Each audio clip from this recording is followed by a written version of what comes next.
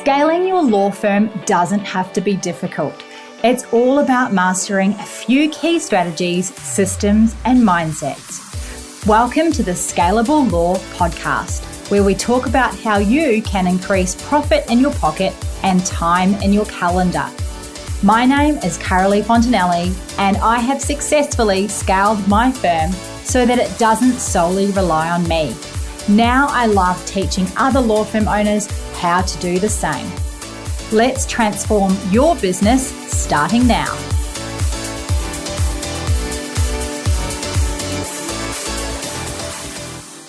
Well, hello, and welcome to the Scalable Law Podcast. Well, haven't I had an exciting week or so, as I have announced that Camille Vasquez, who was Johnny Depp's very own lawyer all the way from LA, is coming to the Gold Coast for the very first time in Australia to speak at LawBizCon. I know, right? It is actually just so amazing.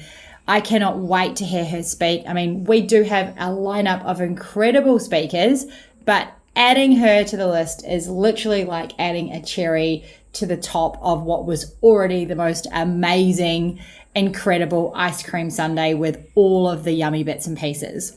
That is what LawBizCon is going to be like. You are going to walk away feeling absolutely pumped. And honestly, why would you want to miss out on seeing such an iconic lawyer speak? She's going to be speaking about how to protect your brand when it's under scrutiny. I mean, imagine being her and being in that case with the world watching you. All of Hollywood, as well as all the news outlets all around the world. She then went on, of course, to be featured in the Netflix series, which is amazing as well. She's going to also be sharing with us how to perform at your very, very best under pressure, which I think is so valid, not only as a lawyer, but as a law firm owner, because we are under pressure, whether you are practicing law or whether you're leading a team or whether you are doing all of those things, there's a lot of pressure, right? So how do we perform at our very, very best? There is no one better than her to tell us all about that. She has lived it and continues to live it as a law firm partner herself. So I am so pumped and excited. It is going to be amazing. Let me tell you as well that LawBizCon is going to bring you plenty of amazing surprises. It is not going to be the snorefest that you are used to when it comes to a law conference. And did I mention as well that you can also get 10 CPD points for joining and coming along to LawBizCon? Plus, of course, I would love to have you there and meet you. I want as many podcast listeners as I can possibly get. I have got a special deal for you today. If you want to come to LawBizCon, write down this code. I'm going to give you a code where you can get a special discount, which is exclusive to you because you are one of my most amazing podcast listeners. So ready for the code? It is podcast 350 off. This code will give you $350 off the ticket price. So it's a really great discount that will pay for some of your accommodation, that will pay for your flight. I really would love for you to be there. So hop on to lawbizcon.com.au, go and purchase a ticket, and then at checkout, write in the code podcast 350 OFF. That is amazing, and I can't wait to see you there. So today I would love to introduce you to our amazing, incredible guest, Stacey Miller. Stacey is a litigation lawyer. She is a mother, a law firm partner. She is an incredible lawyer and human all round. Now, her story is not one of starting a firm from scratch like many of you. It is going into an existing firm as a equity partner. Now, there are risks, there are twos, there are fours, there are pros, there are cons to everything that we do. And it was really great to have a candid chat with Stacey about her pathway to partnership and how she took the stepping stones to get there, and also how she moved cities in order to take the partnership, and how she created her very own personal brand as a lawyer in her local area. Coming into an established firm and an established place is not easy, and it definitely takes time. She talks through that and how she really has established a name for herself, to the point that literally this week as we speak, there is a sign going up on the top of a building in the middle of Surfers Paradise that has her name splashed all over it. So I'm super excited for her, and I am really excited to bring this podcast to you because I know that, some of the lawyers that I talk to, they are not necessarily wanting to go out on their own. They're also looking at potentially going into partnership or buying an existing firm. And these are different pathways into business ownership and entrepreneurship as a lawyer. So it's really great getting this perspective and hearing from Stacey. I really hope that you enjoy this podcast. Welcome to the Scalable Law podcast. Stacey Miller, how are you? I'm well. Thanks for having me.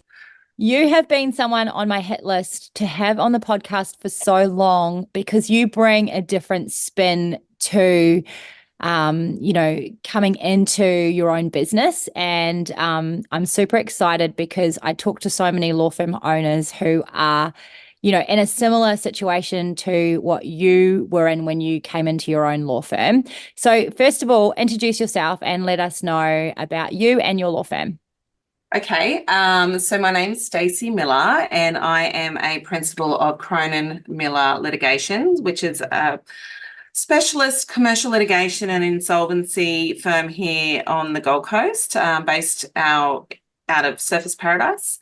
A bit of a more traditional style law firm than I think a lot that you probably deal with currently. It's interesting when you talk about wanting to speak to me because sometimes I feel like my path has been a little bit, it's traditional. It's more traditional. So I've been practicing now for over 20 years. I got admitted in the early 2000s, and I would say I've had a pretty traditional career pathway from being a junior lawyer in a Brisbane firm, always within the same practice area. I've always done commercial litigation and insolvency. I worked in Brisbane for about a decade. I met my now business partner at the second firm I worked at in Brisbane, but I only worked with him for about 12 months.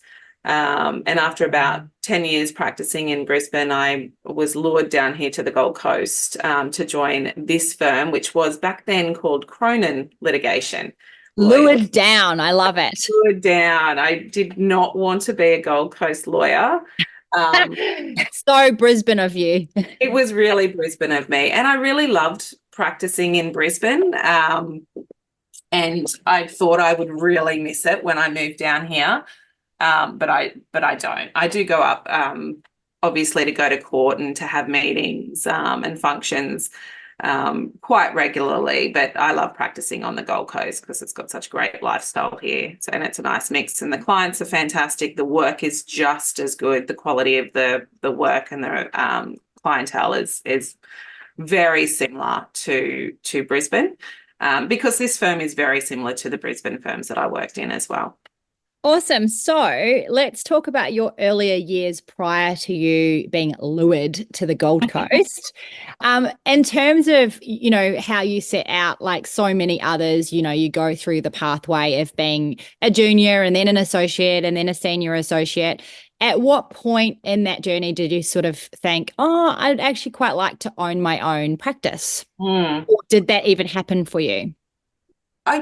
That's really interesting. I've never thought about at what point I thought about that as my ultimate goal. I think that when I left uni, I did not know what I wanted to do. I started uni just doing an arts degree. And after the first 12 months, I was like, oh, I should pick up something else. So I picked up law. And then when I left uni, I moved down to Canberra and I worked for the Federal Attorney General's Department as a legal officer. So I didn't have a practicing certificate. I wasn't admitted. Then when we moved up to Brisbane in the early 2000s, that's when I was like, okay, I'll go into private practice. Still not actually knowing if I would like to be a lawyer. But I was just going through the motions. And sometimes I feel like that's what I have been doing or did do for a large part of my junior career. The goal was get a job because the focus was being able to pay rent. And once I started practicing, I did love it. I was really lucky that I pretty much fell into the practice area that I am still in. It wasn't a grand plan. It wasn't something that was really in my sights. I'd done some insolvency in Canberra, and so I knew I liked that area, but I was very fortunate. So in my junior years, it was about the more traditional progression. You're a junior lawyer, the next step or the next stage is associate and then senior associate. And I was always working in those more traditional law firms that had that as the typical career pathway. And I think it makes me sound really boring sometimes, which is why I'm often in awe of our conversations, because I wasn't thinking outside the box at any time. But that's okay. That is what has worked for me. There's certainly nothing that I look back on and go, I should have done that differently, and I would be in a different place right now. I'm exactly where I'm meant to be, and I love what I do. I don't think you could do any type of law without actually loving doing it. It's just you put so much of your time and yourself into your clients and your business that you have to love it. Yeah, absolutely. So in terms of, so you get to a senior associate, and I think that pathway, junior associate, senior associate, it probably is the same for most people listening. And I'm sure that most people listening can definitely resonate with everything that you're saying. But at some point, for all of us who are in our own practices now, there's a flick of a switch where it's like, oh, maybe I can be in my own business. Or, and so that can happen in different ways. Sometimes it's through the pain of not loving where you're at, or it's in the pain of, not feeling like you've got any freedom. So you want to create that for yourself, or it's in the pain of thinking, I'm working really hard for this person. Maybe I should just go out on my own. So we see lots of firms start out that way. But for you, it was a little bit different. As you said previously, you got lured to the Gold Coast. So I'm kind of imagining, Derek with a fishing line spraying it up the M1 with a chocolate fish on it or something. But I know it wasn't that simple. So how did he lure you to the Gold Coast? And when did that kind of idea get planted in your head that maybe I can be in my own practice? Yeah. When I stop and think about it, those things that you just listed they're real triggers or pain points, as that you kind of described. Mine was a little bit different in that, and it's probably the same for everybody, but those pain points probably scream louder than the more gradual evolution and changes to your role. So when you're a junior, it's just about learning and growing and hoping not to make a mistake and impressing clients or impressing the powers that be. As you progress, you start realizing you love training juniors or you love developing an area within the practice. So there's that natural evolution or growth that sort of is also steering you on that path to the next stage. But in terms of luring, it really was. So Derek and I stayed in contact, obviously, while I was in Brisbane and at Brisbane-based firms. I was about 5 months pregnant when I think my PA at the time reached out to him and said, I don't think Stacey's very happy where she is. And when I stop and think about why I wasn't happy, there was just a lot going on, and perhaps I felt like I was destined for a slightly different role. So I think it was then. But I was also very pregnant, and the the alternative to where I was at was, 45 minutes down the M1 on the Gold Coast. So I wasn't really seriously considering it. But Derek is very persuasive, and he said, just come down and meet the team, and I'll show you around the Gold Coast. And he literally showed me around the Gold Coast. I remember being taken up to the top of Q1, and he was pointing out towards, over to the ocean and then over all the canals. It's like, now I think that you and Neil should live here or here. I'm like, what? I can actually just imagine it. Was he wearing white leather shoes when he was doing that? Which is exactly why I didn't want to move down here, right? So, the white shoe brigade on the coast. No, we had discussions about that. He's like, I know because there is such a stigma as a Brisbane lawyer about the Gold Coast. There was back then, definitely. Very much less so now. The Gold Coast has evolved in so many ways. It's a very different place to what it was in 2011 when I was having those discussions with him. And then he took me somewhere for lunch, and it really sold the dream. He's like, the kids can go to school here and you can do this and the lifestyle. And, maybe it was the pregnancy hormones, but I was like, yep, okay. And I started down here when I was about, 6 months pregnant, which is. And so at that stage were you then a senior associate or special counsel or partner? How did you come into the firm at that point? So it was at the time he had another salary partner. So it was Cronin Litigation was his business, but he did have a salary partner. And I said to him at the time, I don't know what I'm going to do, but I'm not going to return to that firm after I have this baby. I was pretty firm on that. So his sell to me, the pitch was, come down here and work for the next 3 months until you have the baby, and you will be a special counsel. So I came down as special counsel, and then obviously had the baby, had my second daughter, and he in touch throughout some maternity leave. And within 5 months after having her, I was back down here with the senior associate title, which actually just made sense. I'm not big on titles. They don't worry me as much as I know they worry so many. I mean, they do. So many lawyers in my law firm, and they're so fixated on titles.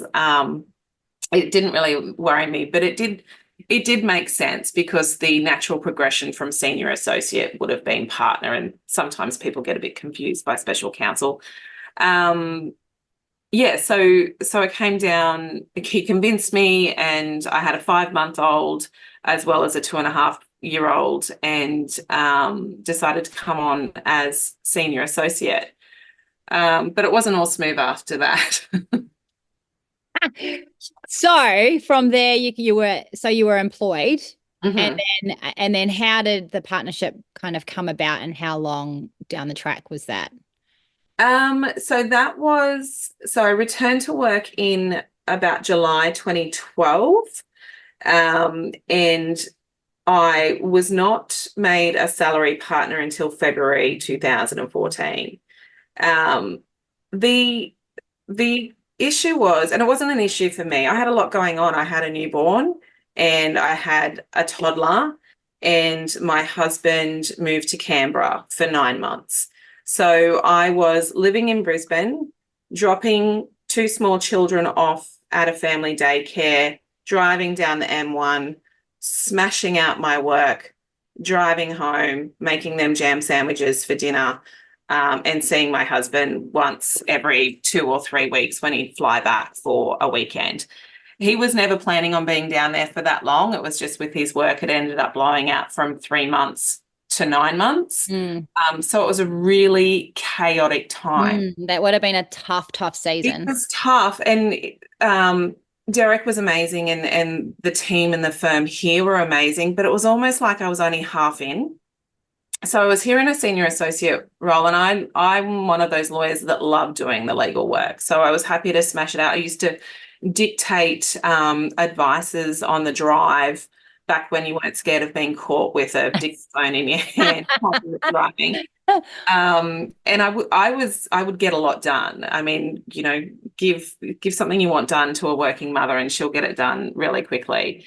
Um, but a lot of building a practice or building a brand is not just the legal work that you do, obviously. Well, it's not at all the legal work you Well, do. no, no. That's the output, right? Whereas that all the other side of stuff, and that's a lot of other stuff to Mhm. do. So my contributions to the firm in that respect were more limited because um, I was brand new to the Gold Coast. I only knew Derek and his now husband. They were the only people we knew. And then the rest of them were just whoever was within the firm at the time. I wasn't staying back to attend functions or coming down early and doing breakfast meetings or anything like that because I was, essentially solo parenting for a little while, and I had zero flexibility with that. Mm. So Derek and I had some very frank discussions about where to from there, but it's not that it was placed on hold. It was, I can't do anything until my husband returns. I've just got zero flexibility. What I can do is mentor the team, assist in, any way I can in terms of their professional development and training when it comes to juniors. And a real typical senior associate role, again, in a more traditional sense, in terms of looking after files and clients. But in terms of thinking about things from a business perspective or even progression to that next step of partner, it wasn't high on my list of priorities. I was in a different stage of my life, and I've never been one of those people that has been in a rush. And there's nothing wrong with people having a timeline for themselves and setting goals by reference to that timeline. But I always knew I wanted to have kids, and it was about sort of balancing career, kids, family life, other pursuits, but not putting pressure on myself or expectations that if I didn't meet would make me feel like I had failed. I was kind of just going with it. Yes. And then finally you did move down to the Gold Coast. Yeah. And then at some point you did become an equity partner. So did you become a salary partner before you became an equity partner? Yeah. So when I mentioned having frank discussions, as it came closer to that time where I knew I would no longer have my husband down in a batch pad in Canberra, Derek and I would start talking about, okay, so when this happens, I'm going to look for a place. We're going to move down here. And when he did return, I said, we need to simplify our life. I'm not going to keep driving down the M1. I want to be close to the kids if something happens. And the Gold Coast is amazing. I've seen enough of it now to know, yep, I'm happy to set up and live down there permanently. And he works from home, so that works for him. So as soon as he came back, we bought a property down here. So that was the end of 2013, in November 13. And February 14, I became a salary partner. From there, it was pretty much just going through the usual steps to look into buying equity and becoming an equity partner. And by July 15, that had happened. Awesome. And so with buying in and becoming an equity partner, did that involve, say, you negotiating just a price between the two of you, or did you get a valuation to guide you on that? Or like what sort of happened in terms of nutting that out? Because I mean, that is often a sticking point for people, right? Absolutely. And this is one of those things where do as I say, not what I did. Yeah. I feel like Derek and I have a very unique relationship. And in my area, we deal a lot with business disputes and partnership bust ups. And ideally, when somebody comes to me with a partnership dispute, there'll be a lovely partnership agreement that's been properly documented. There'll be a business valuation. There'll be great records. Not that we don't have great records, but it was a little bit. It was very flexible. Yes, we did a business val, and I did a business plan. But it was really a bit of back and forth and how much do you want, that kind of thing. It wasn't as involved as probably in hindsight it should have been, but it's worked out fine. Yeah, and it's interesting, isn't it? Because it's like a builder always has like, or a plumber always has leaks. Yes, You know, a exactly. divorce lawyer is always going through a divorce. Or the lawyer doesn't have their own will. Exactly. Okay, that's cool. I'm sure that many of us who are listening can relate to all of those Yeah. kinds of issues in the back end where we advise clients to do something and then we go do the opposite. But it all Yeah. works out. So with you, my understanding is that you bought in a small portion initially, and then in a few years to come, you then became a 50-50 partner in the Yeah. firm. Yeah. So initially I bought in 33%. And you know what? I think Derek just was not ready to have, relinquish that much control, which is fine. I was happy Or profit. or profit, and actually And probably profit. Probably more profit. More about profit. Let's face exactly. it. But you know what? Business took off, and so it was fine. Um, so 33% initially, and I think once you buy in, not just with your dollars, but with your emotional and mental investment into the business, you take ownership of that irrespective of the percentage that you hold. And that's really important. And that's what I did. And then over time, you get to a point definitely where you go, well, hang on, I probably should, increase that percentage. And I know that you and I had discussions around that when it was happening. And there were no issues there either. In fact, I probably could have and should have pushed it earlier than I did. It was only about 3 years, I think. I'm struggling to remember now. It wasn't, in the grand scheme of things, it wasn't a long period of time. It was Cronin litigation until 2018. And I think that is one stage or journey that probably should have gone a little bit differently to how it did. And that's because of my own insecurities that I probably had, or the occasional imposter syndrome that strikes. I bought into a practice or joined a partnership or joined Derek. Derek has a very strong brand. He's a fourth generation Gold Coaster, which apparently means a lot to a lot of people. With a very well-known name as well. Very well known, yeah. And full context, around the name for people who are listening overseas. We've got lots of listeners in the US and listeners in all over Australia and New Zealand.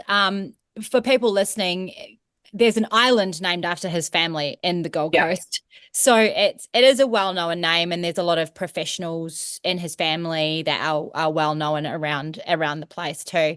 So that brings me to something that I really wanted to talk to you about, and that is your brand coming in. So what I find happens is that lawyers tend to be, they go through a season where they're just all about billing. That's what they're all about, billing, and they're sitting behind their desk. And like you were saying, you're up and down the M1 dictating, and everything was just about, your value and worth is around that dollar that you're bringing into the firm, and the clients that you're working with. And you don't actually have any time. And sometimes I think, depending on personality types, people are happy to have their head down, bum up, behind the computer, and you're in the safety net of an environment that supports that. And it works great both ways. But then you step out onto your own platform, into your own firm. So in your case, as a partner, or it might be into your own firm as a solo. And all of a sudden, no one knows who you are. And you need to be known because you are selling yourself, essentially. And I remember, when we first met, it was you were Derek's friend or Derek's partner. And over the years now, you well and truly stand on your own 2 feet and have a very well-known brand yourself around the Gold Coast and Brisbane. So tell us about those earlier days, kind of trying to position yourself. Those early days were hard because he had such an established brand, as we've said, and an established network. So, coming to a whole new, place, a whole new city was the first massive hurdle because nobody knew who I was.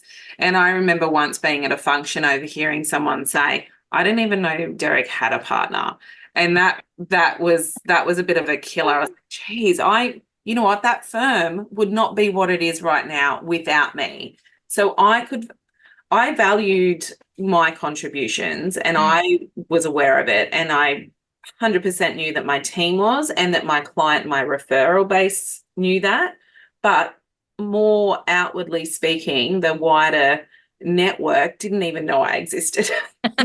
So sometimes you They do. just thought Derek was fabulous all by himself. But as we know, there's always a fabulous woman standing behind a fabulous guy, right? Exactly.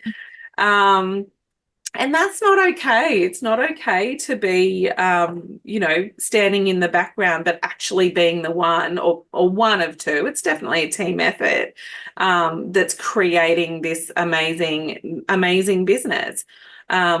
I'm not in it for credit. I don't need accolades, but it's nice to have recognition.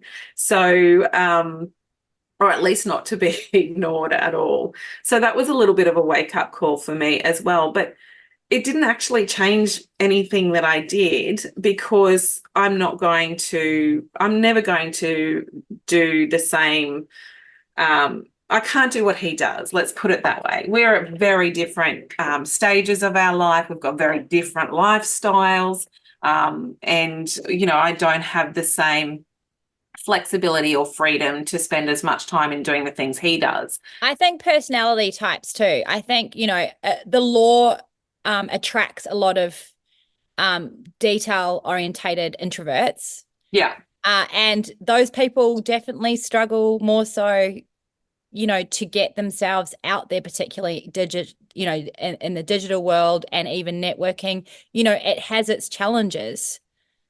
Yeah, it's hard. And people are often surprised when I tell them that I'm an introvert, because I say, oh, but we always see you out and about, and you're great, in small groups or even in big crowds. And I do a lot of seminars. I'm obviously okay at advocating because I'm a lawyer that's in the courtroom a lot. So, but that doesn't mean I'm comfortable walking into a large crowded room. I will immediately scout the room for someone that I know, to go up to them. Whereas someone like Derek, who's completely extroverted, he'll just walk up to any old group of people and start chatting, which is a skill that I really, really respect and would love to have. I'm very jealous of that. But he's got that, so I don't need it. I've got skills that he doesn't have, and that's what makes our partnership more rounded. But also when it comes to branding as well, like you've got opportunities that he doesn't have, and vice versa. Like there's always the boys club, there's always the girls club. There's, absolutely. There's people that you're going to be able to network with and create solid relationships with that he's never going to be able to, because you're just at different life stages from people, or whatever it might be. So yeah, exactly. And I think that for me, I'm not saying it's not this way for him, but it's definitely more organic for me in the way that I've created my network, and my connections. I'm more of a slow burn type of person, which means those connections are more genuine and long lasting.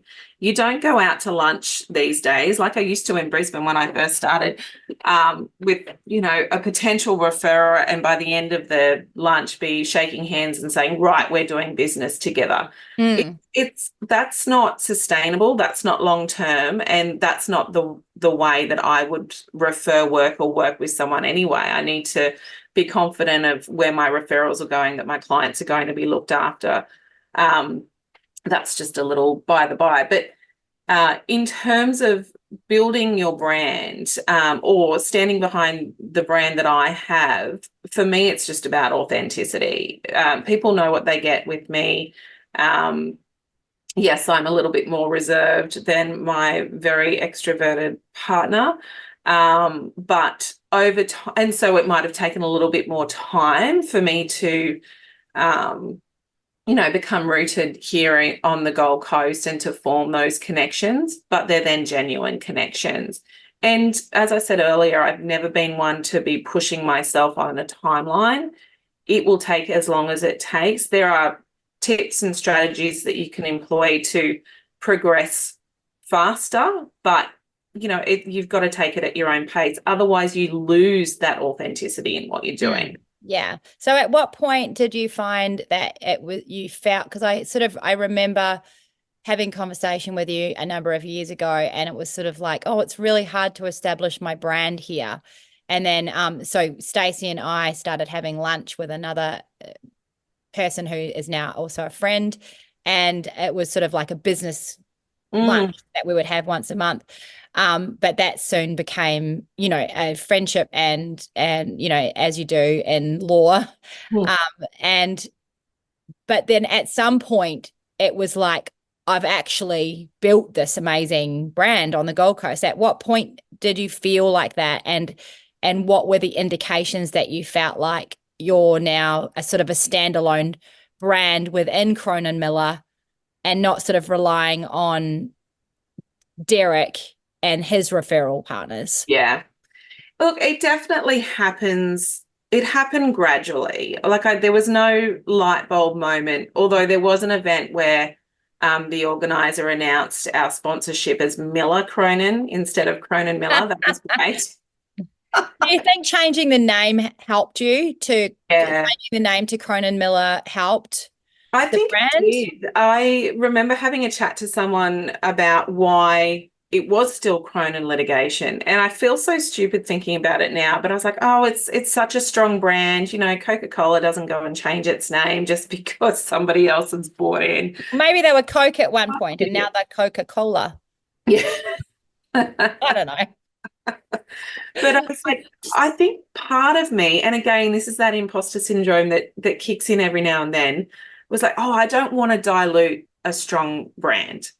And of course it didn't dilute it. I've added to it. In the same way, buying into a partnership brings a host of different contributions. You're not just financially contributing by buying a piece of the pie. You're contributing some tangible things. It might be a client or a referral base or a technical skill set. It might be actual team members that you bring with you. But it's also those complementary strengths and weaknesses. And I think in the business partnership, like the benefit is that there's already so many hats to wear in a business, whether it's being in charge of finance, it's being in charge of marketing, it's being in charge of the HR or operations, or being in charge of providing the service as in, mentoring team members and settling documents and things. It allows you to be able to play to your strengths and weaknesses as to who's taking responsibility for some of those seats rather than all falling on the one business owner.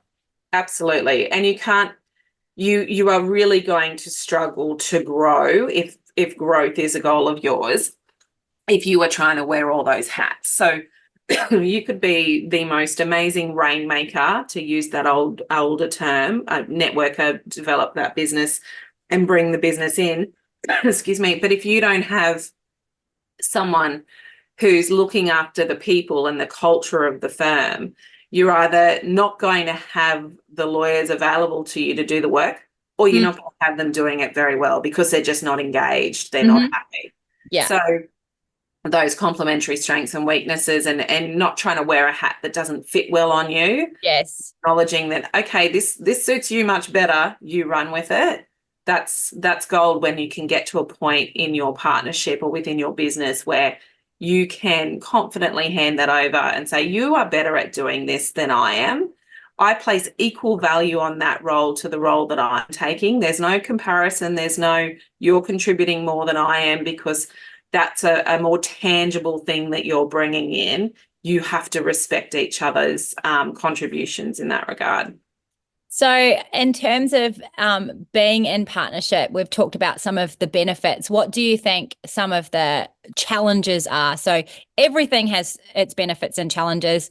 I'm on my own. There's benefits, but Mm, there's certainly challenges as well being on your own, not having that other person to bring work in for you or to help wear some of those hats and things like that. And it's awesome to have someone else in your firm who's invested, like truly invested, not yeah, just employed invested. And I definitely think, if you've put your money where your mouth is and you've invested into a business, you're going to treat it completely differently from a salary partner. absolutely. I know people say I'll treat it like my own, but you know, so there's a lot of benefits. What would you say has been some of the challenges in being a partner or coming into an existing firm? Okay, so starting with coming into an existing firm, I suppose just what we've been talking about, how to feel like you have your own brand identity within the firm that then infiltrates and creates a new brand identity for the firm so that you do feel like it's just as much yours as it is the existing partner or partners. And that's one, but I think for me that just takes a little bit of time. Other challenges, there's the obvious ones. You have to respect that each partner is going to want to have a weigh in on some of those bigger decisions, and you're not always going to agree. Might be hiring or firing decisions. They might be expenditure. But provided you have mutual respect. And also respect for the different hats that you're wearing. So Derek will always defer to me on certain things because he knows that I'm just better at that. Yes. And vice versa. He might see some big opportunity in a large financial outlay. I'm definitely more conservative with funds than he is. And I will trust in his instinct on that. And thankfully we haven't been burned so far, so that's okay. So it all comes back to, I think, acknowledging those different contributions and strengths and weaknesses as well. I don't know if I'd actually call them negatives. No, I guess it's just sort of the difference between, say, being married and being single, isn't it? If you're married, you've got to consult with someone and you've got to meet halfway sometimes and negotiate and things like that. And it's not always going to be conflict or disagreement free, you could say. And Yeah. I guess with being on your own, you don't have that support behind you, but you can eat on the couch if you want to. Exactly.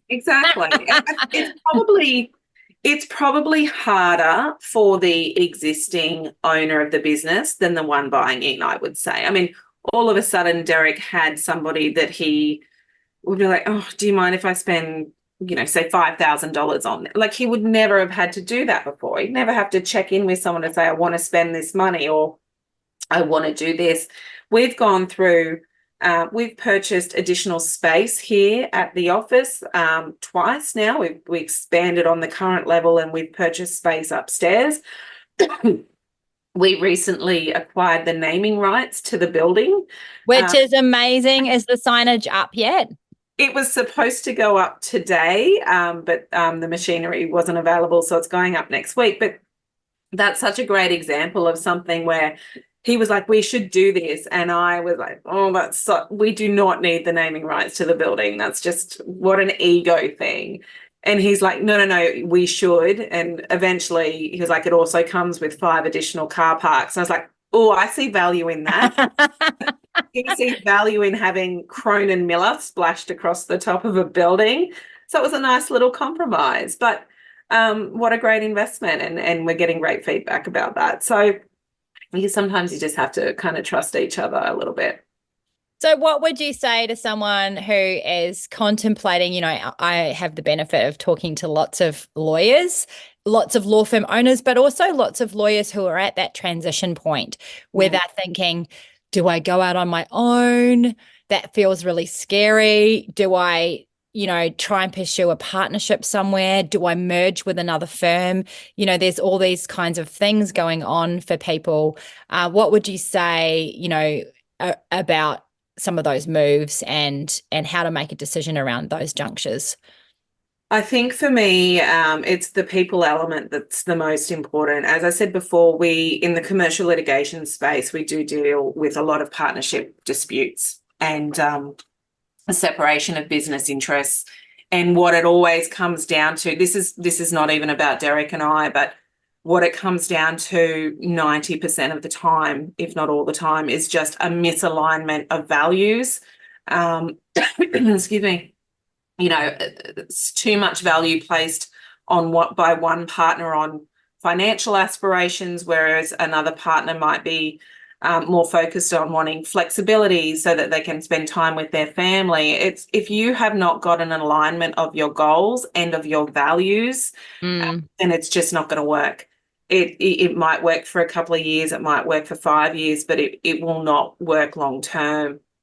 So it's about the people. And as I've said, Derek and I have a very unique relationship. We only worked together for 12 months back in 2004, I think it was.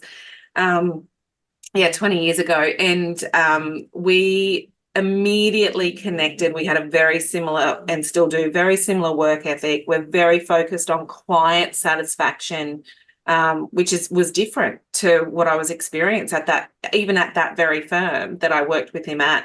And so those things really connect you. And when you have alignment on those things, everything else just kind of will fall into place. But even then there are those times where financial considerations will mean something different to him to what they mean to me. So that trust in the strength of our personal relationship becomes really important. I can say to him, I can't make that outlay, or I can't stretch myself in that way because I've got 3 kids that I've got going to a private school. And I don't have the same background that he has. We come from very different places in life and all those sorts of things. So having trust in that relationship is super important. And I think that when I look at some of the partners that I've assisted in dissolving practices, and certainly some of the less amicable dissolutions, it's come down to I wasn't ready to do what they were doing. They were going on a different path. So that's something, if you can get on the same page and really explore not just on what that page looks like now, but what are your goals in 5 years and 10 years? If you just want to make a quick turnaround, quick profit and move on to the next thing, that doesn't work for me long term. And asking those questions. It's hard. It's hard with someone that you might have only known for 1 or 2 years. So that's really important. Well, it's been awesome having you on this podcast. And I know that there are so many people who will be listening who will be fascinated with your journey. Even for me, I've known you for a lot of years and we spend quite a bit of time chatting, and I haven't known your full story like that. So it's actually really cool to hear how it all worked and how it all unfolded. And, you've been made a huge success of yourself and your personal brand in your practice area and in our location of the Gold Coast. And I personally love seeing you grace our stages at events and, be part of sponsorships and all the amazing things that you're doing around the Gold Coast and in the community. And thanks so much for sharing with us your journey. Thanks, Carolee. Thank you for listening to the Scalable Law Podcast, brought to you by the Scalable Business Lounge. If you would love to know how you can get more clients without relying on referrals, head over to scalablelaw.com to watch my free masterclass. Until next time, you have got this.